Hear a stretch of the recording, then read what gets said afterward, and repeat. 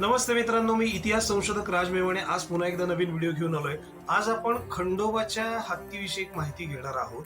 जेजुरीमध्ये अनेक ऐतिहासिक ठिकाणं आहेत, मी तुम्हाला मागे म्हटल्याप्रमाणेच तिथे एक हत्तीची समाधी आहे। हा हत्ती, त्याचं नाव संपत गज असं होतं। मराठा कालखंडामध्ये, विशेषतः पेशव्यांच्या काळामध्ये जेजुरीच्या खंडोबाजवळ सरकारतर्फे एक हत्ती ठेवण्याची पद्धत होती।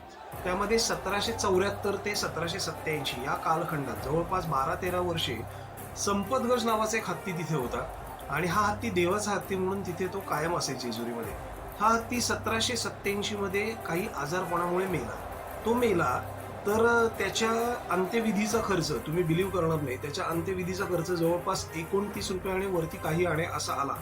यामध्ये काय केलं गेलं, हा म्हणजे एवढा खर्च का आला, तर त्या हत्तीला जिथे पुरलं गेलं किंवा त्याची समाधी जिथे बांधली गेली तर त्याला पुरण्यासाठी जो खड्डा खणला गेला त्यासाठी 40 बेलदार लागले, म्हणजे खड्डा खणणारे ती लोक।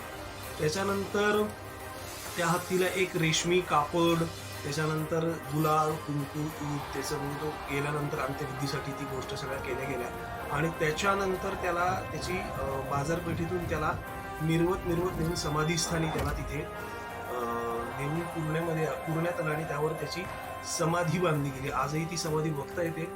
माझ्या पेशवेकालीन जेजुरी या पुस्तकामध्ये मी त्या समाधीचा फोटोही छापलाय।